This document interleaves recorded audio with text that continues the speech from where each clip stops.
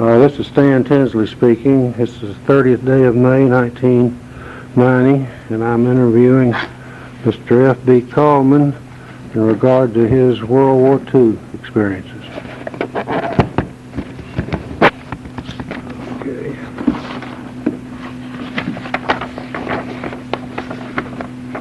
When did you join the service, Mr. Kuhlman? Then I joined, I volunteered for the Navy on February 2nd, 1942. Okay, why did you pick that branch of the service? I'd always liked the Navy, and I guess that was really the reason. I wanted to be on the water, and so I guess being in the Navy was the closest thing to being on the water. What do you remember about leaving home?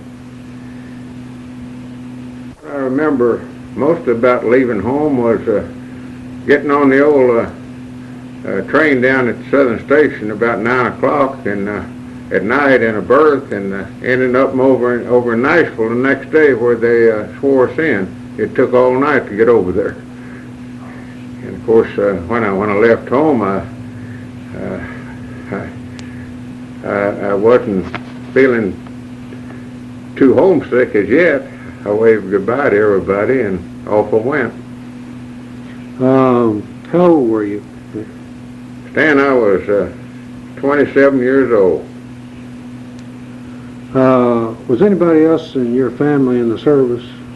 No, I was the only one in the service other than my son Rick Kuhlman, which went through Air Force ROTC at the university, and he was in there during the Vietnam War. He didn't go into the war was over with, but he is now a major in the reserves at Dobbins Air Force Base, which he goes down once a month.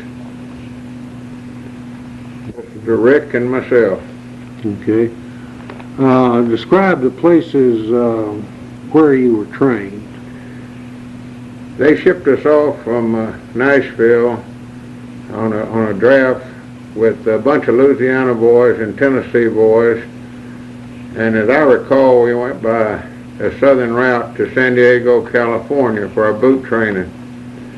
There was where we went through boot training, and at one time they, after our boot training, they took us all into the auditorium and gave us a test. And some of the young fellows wrote Pearl Harbor and handed their test in, and I passed the test along with lots of others, and I got an ordnance school for another, I believe it was 16 weeks, and I went to ordnance school. I wanted to be a Navy flyer, but I was too old. At that time, in May, I'd become 28, so I struck for aviation machinist mate, and that was turned down because I went to ordnance school, and so I struck for aviation ordnance. And when I came out the out of the school, I was what to call a gunner's mate for the ships. So I missed out on being in the Air Force if I could, Navy Air Force if I could have made it, or aviation machinist mate, closest thing to it, or aviation ordnance. I came out as a gunner's mate. Okay, where was that place you took your training? It was in San Diego. San Diego Naval Training Station, and one of the little things that happened out there, they moved us from San Diego up to Balboa Park. They had a new camp up there called Camp Kidd. It's named after Admiral Kidd over in Pearl Harbor. And one of the things I remember, since I had ROTC at the University of Tennessee and also in high school, I knew how to drill. So we had close order drill, and one of our Chief Francis, which is Chief Turret Captain, one of the sailors were out of step, and he was about twice my size, and he said, he called me Kuhlman. He couldn't say Coleman. He said, Kuhlman, kick that guy in the tail end. Well, I disobeyed his order. I wasn't about to get my neck broke. But there's one guy I remember that the old chief pulled out because he was cutting up, and made him stand on the grinder out there with a 1903 rifle, which we were using, over his head till he fell to his knees. All of us recruits thought that was pretty rough. You being 27, were you married when you went in? No, I was single, Stan. I was single. What did you think of the people that were in charge of your training generally? Well, most of the, I had no officers at those times. It was always chiefs. And this Chief Francis, which, as I said, was a chief turret captain, one of the things that kind of irked me and irked a lot more sailors, each company that he got through training, he had some of his guys pass the hat around that he needed a new uniform. And out of 153 men, everybody donated a little something, and he ended up with a handful of dough. And how many companies he trained that year or years after that, and how many uniforms he didn't get, he probably made more money off us recruits than he did off of being a chief in the United States Navy. That was one of the things that he had quite a racket. I'll say. What units were you part of? Stan, I don't quite understand what you mean. I guess we're probably asking about after training what units you were assigned to, like that picture you showed me. Right. Well, after San Diego, they shipped us back to Norfolk, NOB in Norfolk, Naval Operating Base, and we put in a large drill hall, and there's about 2,000 sailors in there. And one of the things that happened to me, I was homesick to come home, and I had a good friend that was from New York. Only I can't remember his last name, but his first name was Rocky. And he would muster us twice a day. An old chief would muster us, but he'd never look his head up. So Rocky would always answer for Kuhlman, and he told me, he said, I can do this, and you can go home on a 71-hour liberty. So I put what little gear I had in a small bag, walked out of the base. The Marines at the base didn't question me for having any leave papers, and I went on a Friday and came back on a Monday, and he answered Kuhlman every time they called a muster list, and I was never caught up with. Since that time, since leaving there, why, we went to a gunnery school at Dam Neck, Virginia. You want me to go on, Stan? Yeah, go ahead. At Dam Neck, Virginia, that was just a short distance from Virginia Beach. And they trained us in gunnery, and we had 20 millimeters, 40 millimeters, and what they call a 1.1, which became obsolete. 1.1s were on the battleships. These were all anti-aircraft guns. And while I was there, they had a misfire on a 1.1, and the shell stayed in the casing, in the barrel. The barrel was hot, and the projectile came out the front end of the barrel, and the casing came out the after part of the barrel, the breech, and hit a Marine on the loading table over behind this gun and knocked all of his face off. Also, from that time, believe it or not, I was lucky. I was selected out of that group, five other sailors and I, to go back to Little Creek, Virginia amphibious base, which they were just opening, to be instructors in the gunnery school.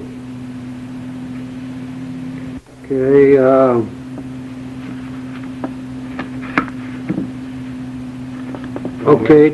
Yeah, come on and tell me about Little Creek and further on up to the time you go overseas. Little Creek was just getting started, and of course it was the main headquarters for the amphibious force.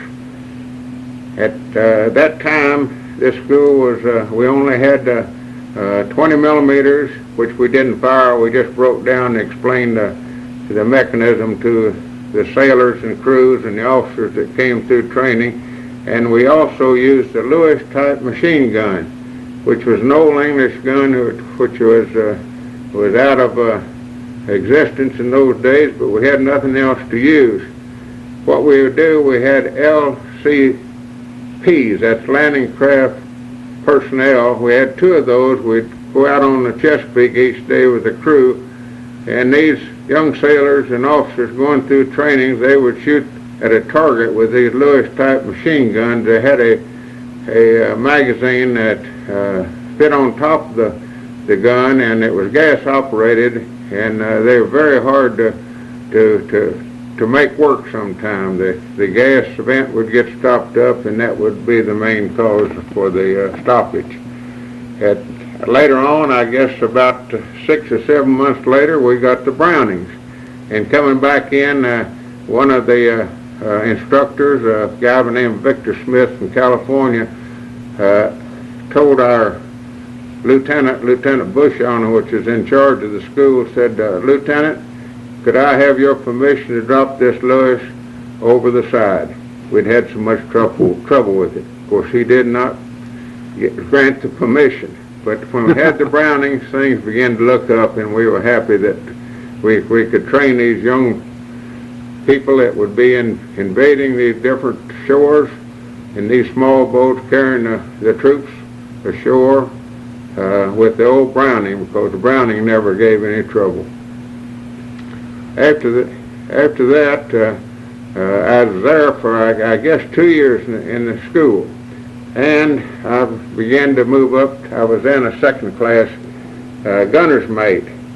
So this fellow came through there, which I knew, and he had been in the African invasion, and he wanted to get married, and he was coming back through the training for these small boats. And so he was very discouraged. He'd been through a lot of battle and everything, and he wanted to get shore duty. So I was getting kind of tired, so I said, I'll change places with you. So we got permission from the gunnery officer, Mr. Bushon, and Lieutenant, I can't think of his name right now, the other lieutenant was in charge, and they changed the orders, and he took my place at the gunnery school, and I joined the crew, and so I was off with this new crew. When was that? Do you remember? Stan, let me see what date that was. I had that written down once upon a time here. I have a diary that I keep. That date was probably sometime in early 1944. Mm-hmm. Okay, is that when you left the States, early 1944? No, what happened, Stan, we went in training on a LSM, that's a landing ship medium. We carried 4 tanks aboard that ship, but we trained on other LSMs, and of course I trained our crews in gunnery again, these guys that were in this crew, and I stood watches, and then when our ship was ready at Wilmington, Delaware, it was brought up to Philadelphia Navy Yard, and we had to wait for several weeks for this ship to be finished up in the Navy Yards there, and I don't remember the date, but it was commissioned almost on Navy Day in October of 44, I believe it was. Yeah, 44. And in the meantime, we would work on these other LSMs that would come up from Wilmington, cleaning the guns and getting them all ship-shape to sail out, and that's what the crews would do while they waited on their ship. When they commissioned this ship, I had invited quite a few of these women that worked in this Navy Yard up there. When I'd walk down from our barracks to the ship every morning, I'd run into them and talk to them. So when they commissioned our ship, we had lots of young ladies there, and the captain said, "Where in the world all these women come from?" And somebody said, "Old F.B. Kuhlman invited them." After that, we shoved off and went down through the canal. We stopped at Coca-Cola, that was on the Atlantic side of the canal, and we had, I was not in the Liberty section, but being a gunner's mate, I had orders from my captain to report to the regular shore patrol at Coca-Cola and look after our crew that went ashore. We didn't run into too much trouble. I didn't have a sidearm. The only thing I had was a billy. The regular shore patrol had a sidearm. But there's a curfew on, and we had to get our men back aboard ship. We finally found our pharmacist mate, which his name was Red Harrison, red-headed guy. He was so drunk he didn't know where he was. We picked him off a bar, and of course at a bar, and he wanted to fight and everything, but we got old Red back to the ship. Then we came through the canal, went on up to San Diego, and we put on 4 50 caliber machine guns. The 50 calibers would depress right on down to the surface of the sea, and this was in case we were attacked by a Japanese suicide boat. The 20s and of course the 40s would not depress that far down. They were for any aircraft. We shoved off from San Diego and went on to Pearl Harbor. And I'd shine my shoes all the way from San Diego to Pearl Harbor, expecting liberty, which we did get. The curfew was still on, but we went right into the back end of Pearl Harbor and had been dredged out, and we had what they call a wherry that would hold about 3 sailors that we used to put a landing party ashore. So we taxied back and forth, and we landed at one little place over there, and the 3 of us, when we got out, we stepped in quicksand, and that shoe shine went away in a hurry. While on Pearl Harbor, we went swimming at Waikiki Beach, and that's where I got the idea that we might be over here for a while, and so I picked up a handful of sand, and that started my sand collection. From there, we went to, I missed out one time. What happened, we were loaded with pontoons.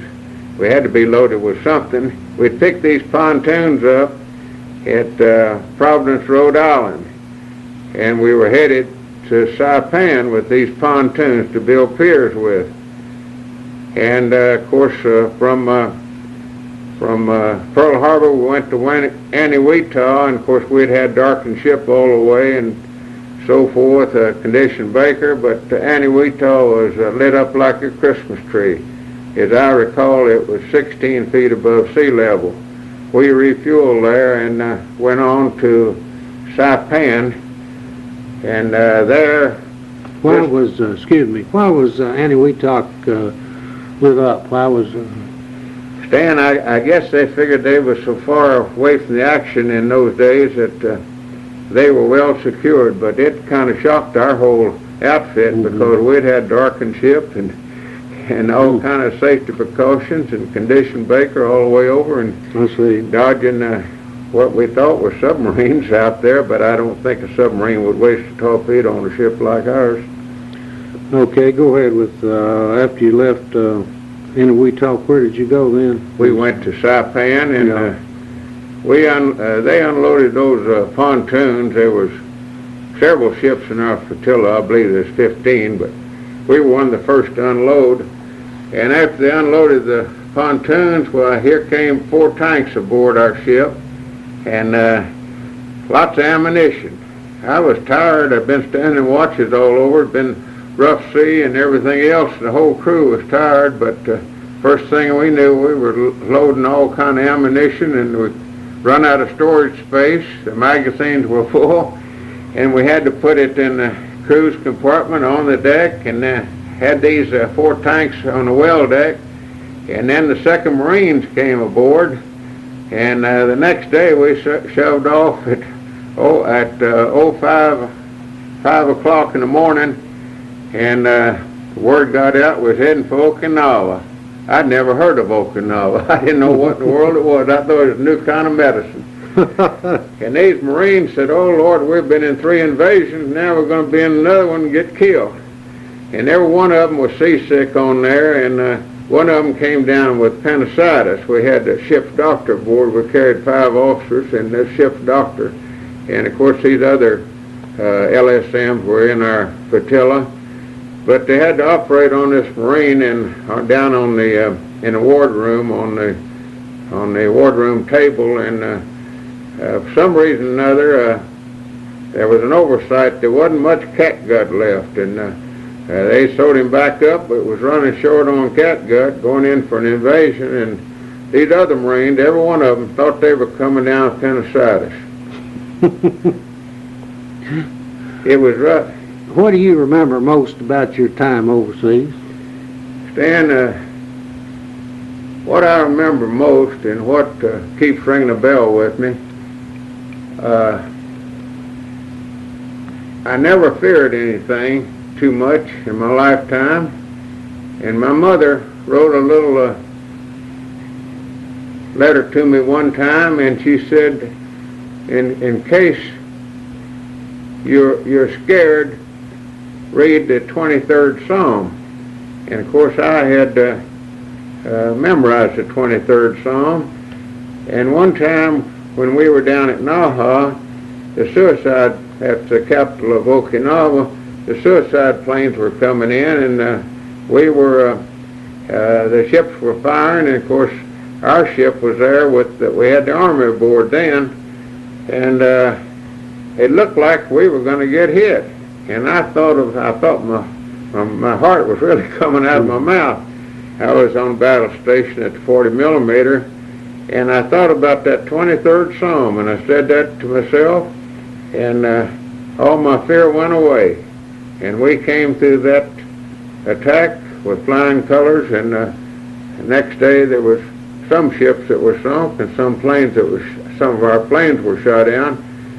But that's one thing that I think about, and of course when we hit Okinawa, it was on Easter Sunday, going back a little bit, and that was on April 1, and the operation was known as Love Day. And of course we had the 2nd Marines aboard, and we were on as I recall, I get my direction mixed up, on the east side. We were supposed to fake the invasion, while the other, as a decoy, and the other landing party would come in on the other side. So our flotilla of all of our LSMs, LSTs, a couple of 3 battleships, destroyers and cruisers, and aircraft carriers way out at sea, away from us, but protection of air coverage above us. They were bombing that island, and the battleships were shooting their 16-inch guns, and the cruisers were shooting their 5-inch 38s at the shoreline, but we never drew fire. It's kind of strange. It was a beautiful day. Of course, we was all at our battle stations, and we would go in about 50 yards from the shore, and then turn around and come back as a decoy. And as we started in, I thought about Easter, and of course I knew my mother and father were in church, and I hoped they were praying for me. Of course, they didn't know where I was, and I knew they were praying for the armed forces. And I made up a song about, you know how Easter parade goes, Stan, in your Easter bonnet with all the frills upon it. Well, I made up one to kind of cut the grass a little bit to get the tension away. Our gun crew up there in that old 40 about in your Navy bonnet with USN upon it, we'll be the grandest ship in the landing parade. But anyway, we faked the landings a couple of times, and then we withdrew, and of course the Japs thought we were coming in this side while they hit on the other side. Then we took the 2nd Marines, which were the happiest guys in the world because they didn't have to go ashore, back to Saipan. But then later on, as I said about Naha, that's when we'd picked up the Army, and we were going to take them into Okinawa around the capital of Naha and make a landing there with them. We'd pick them up off of in San Fernando on Luzon, I believe that's correct.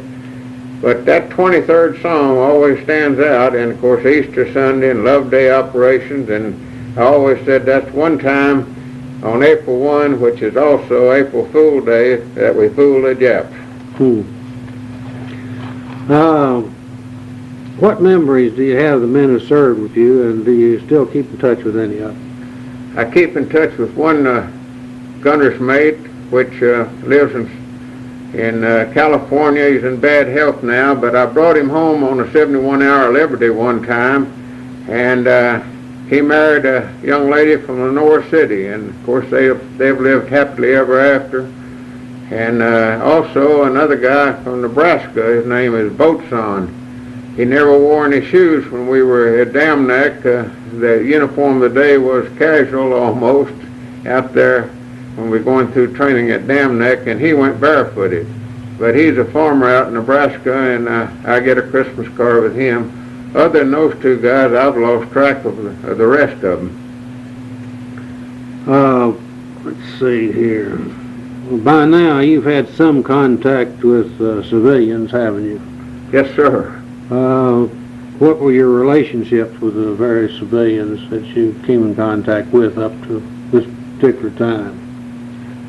Stan, I don't quite understand. I mean, with the civilians you ran into, or the natives, or what you might say? You mean how'd you get along with them? Oh, you mean like in the natives of Guadalcanal and? Yeah, right. All right. We went back to Guadalcanal. Of course, Guadalcanal had been secured.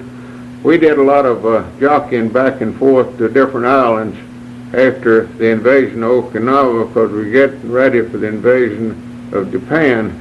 And of course, the natives of Okinawa, when we went ashore, we run up on a beach there to get, I believe what we got off of Okinawa was a bunch of carbines, which we carried back to the main Pacific headquarters at Guam. And those natives were trying to sell us everything, and that's where I got those cat eyes and cat paws from. Right. They didn't speak our kind of language, and of course, we made signs, and a lot of those guys that smoked gave them cigarettes. Of course, they were happy with those. Other than that, that's all we come in contact with till we made our 3 landings in Japan. Along the way, had you had any contact with Allied troops, Australians, English, or anybody like that? No, we didn't have any contact with anybody but our own United States Navy. Okay. Let's see. We stopped a minute ago where you were on Okinawa, right? Yes, sir. Okay. Let's go on from there. After Okinawa, why, of course, as I said, we went back and forth and up to Subic Bay, and we were getting ready for invasion of Japan. Of course, the battle at Okinawa was still going on, and the bombs had been dropped, and there was rumor that peace could come about, but not so at Okinawa. We made another trip down to Okinawa with supplies of some sort, and their suicide planes were still flying around, and we were still a target. And a lot of the guys said, well, I thought the war's about over with, but it looks like it's starting again. Then after that, we went back to Leyte. In the meantime, the Germans had surrendered, and Russia had declared war on Japan, for whatever that meant. And when we was in Leyte Harbor there, when the Germans had surrendered, I might not have these times exactly right, but anyway, we shut up all our prior techniques. We'd never used our prior techniques before distress signals. We didn't have to use them, and it was quite a fireworks there in Leyte, all the ships unloading the pyrotechnics. After that, then the war was over with. It had been officially surrender had been officially assigned, and our first trip was taking a bunch of Army guys, engineer company, with their half-tracks, made our first landing at Wakayama, Japan. There's where we ran up on the beach, and of course the Japs were all sitting in formation, Japanese civilians, and the captain told me to throw out hand grenades, and for my gunner's mate striker, I'd become gunner's mate first class then, my striker, we were to get in the bow of the ship, and if they rushed the ship, to throw these hand grenades at these Japs. But those Japs didn't move, and we unloaded this engineering company, and of course the first half track came off. There must have been a large hole right there in the beach, probably where they had dug up a mine of some sort. It went almost down a deep sink, and they had to get some way to get it out, and we were left high and dry on the beach that night on account of this half track that they'd fouled up coming out of our bow doors. Of course, we used our stern anchor to pull us off the beach, and of course the tide had gone out. Well, we had to wait for high tide, so we spent the night on the Japanese beach. Our next two ventures into Japan, we'd gone back to, I don't know exactly whether this is right or not, to Mindoro to pick up supplies, and also another part of the Philippines, somewhere on Luzon, and we went into Hiro, Japan. That was where they claimed it was the Annapolis of the Japanese Army, and that's where I got my bayonet. We were supposed to get rifles, but by the time our crew got around to getting rifles, the rifles were all gone. Then we made another landing later on with supplies at Sasebo, Japan. At that time, the point system was in effect, and I had enough points to come home. So I transferred off onto another LSM, which was heading to Samara in the Philippines. That was evacuation point for the servicemen in the Pacific. So we had to wait around there for a good while till we got transportation back to the States. Then finally, my name appeared on the draft, and we were off to the United States. It took us 16 days. We landed in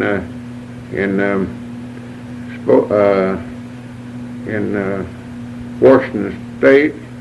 And no, I beg your pardon, I'm mixed up. We landed in Oregon, came up the Columbia River to Portsmouth, and there I stayed for about a week and got transferred. I got transportation back to Memphis, Tennessee, and we were mustered out there. And one of the funny things that happened, lots of those guys, when they draw blood from them to test the blood, they would faint.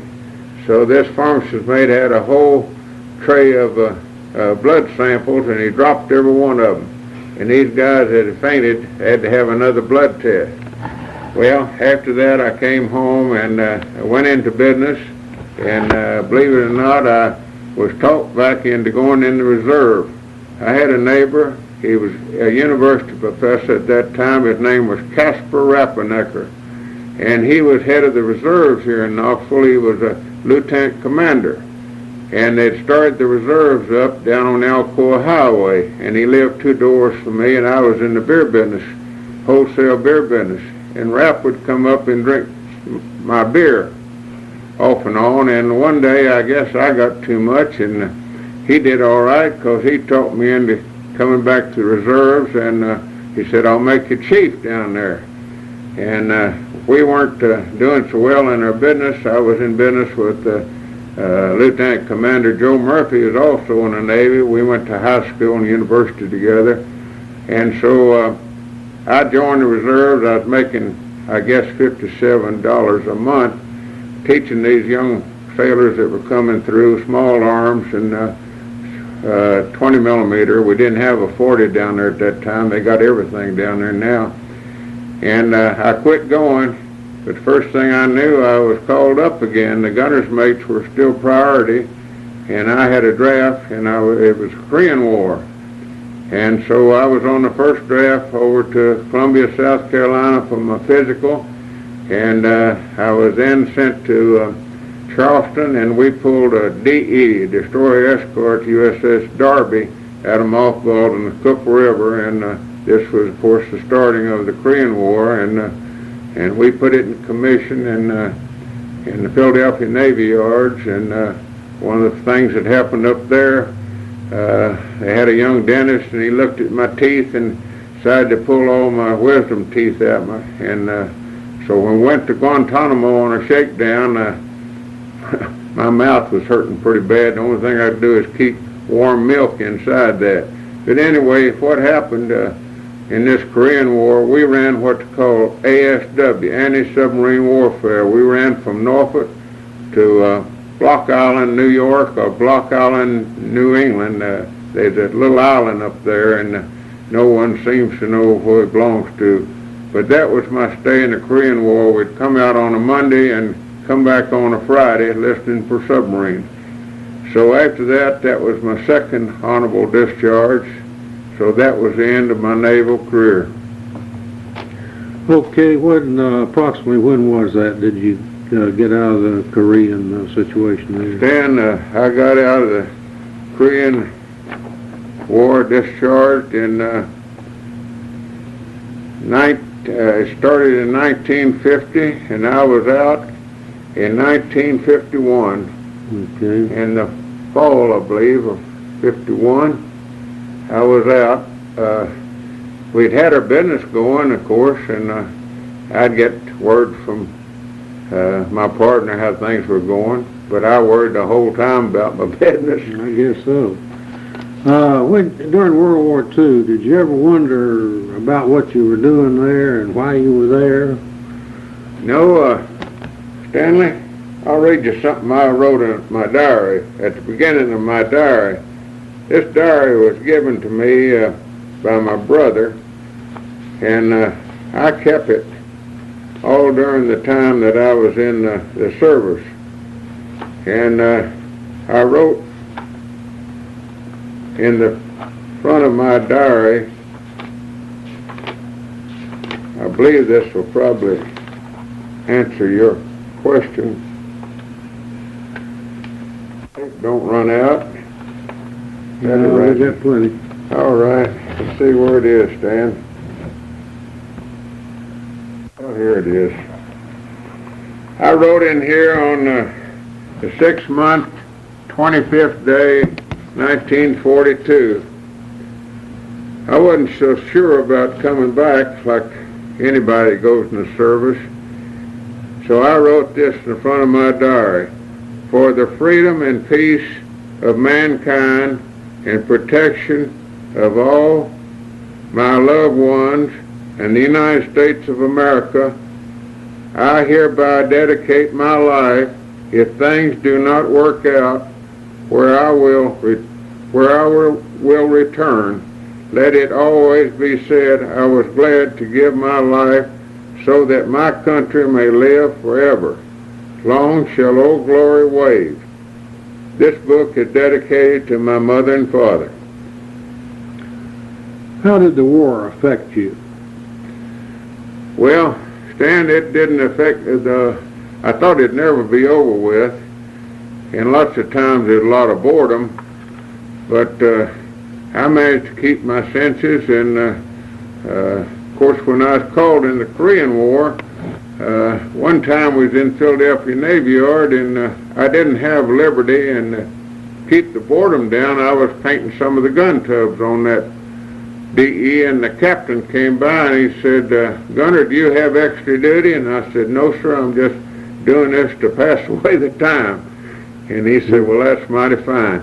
But it didn't infect me in any way. I might have got a little deaf from the guns, but other than that, did it change you in any way? No, sir.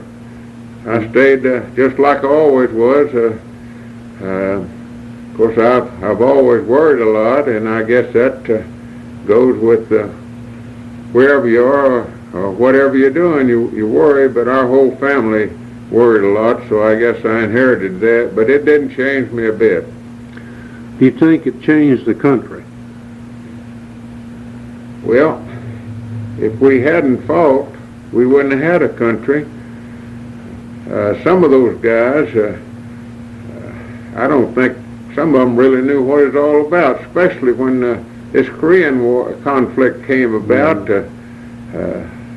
Some of these guys had been working in all these manufacturing plants, making good money, and they were always griping about it, and they were kind of hard to.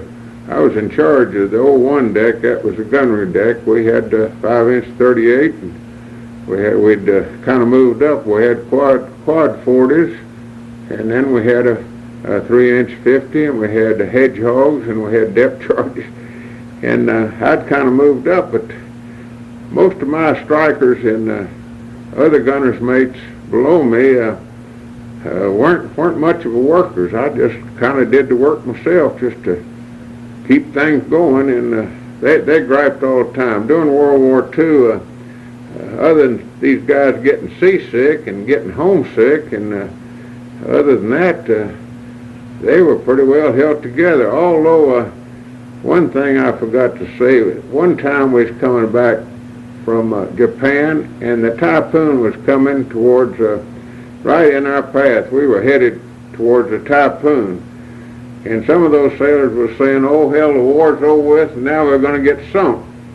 Well, we were in flotilla, and our commander decided to, I believe his directions are right, turn east and take shelter at Saipan, because we were right in the path of the typhoon.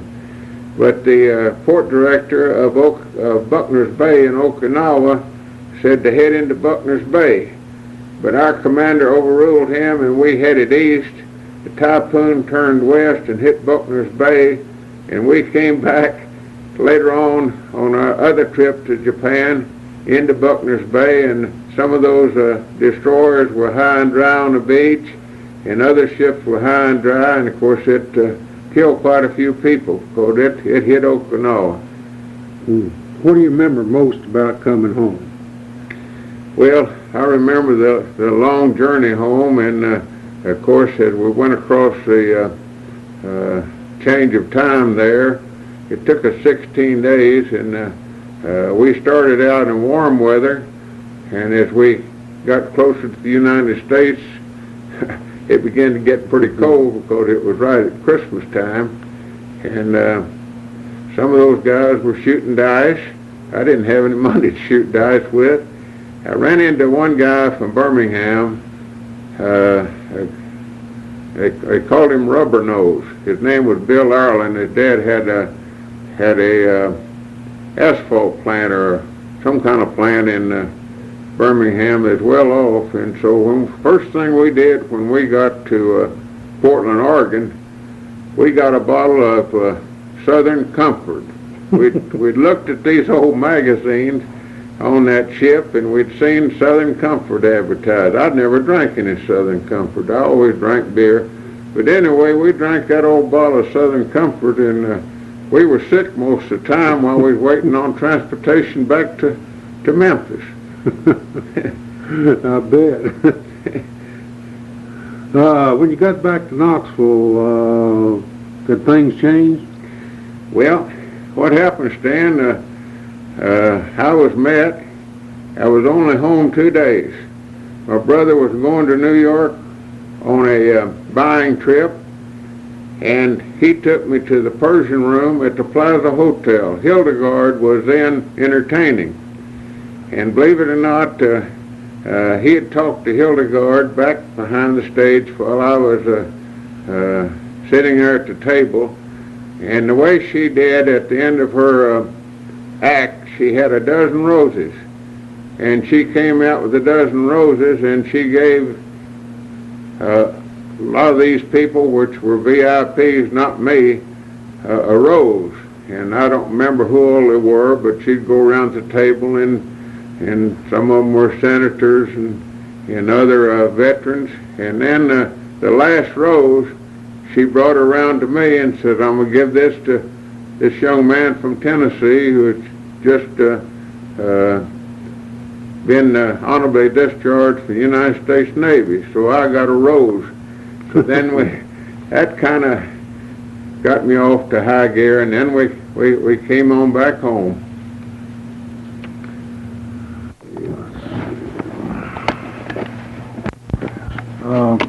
How did you feel about people of draft age that weren't in the service? If there were 4Fs, I didn't feel too bad towards them. But the ones that weren't in the service, I kind of thought, well, they don't care about this country or what happens to it. And I guess that's probably the way it was. Then I remember one thing that happened at Little Creek. It was, I ran into Coach Bailey, Johnny Bailey, that was with the University of Tennessee as assistant under Bowden White over in Little Creek. And we were talking at a picnic a couple of nights ago, how in Little Creek, the guys that were put on report and went over the hill and had done things wrong, they were given civilian clothes and started at the main headquarters down at the administration building and drummed out.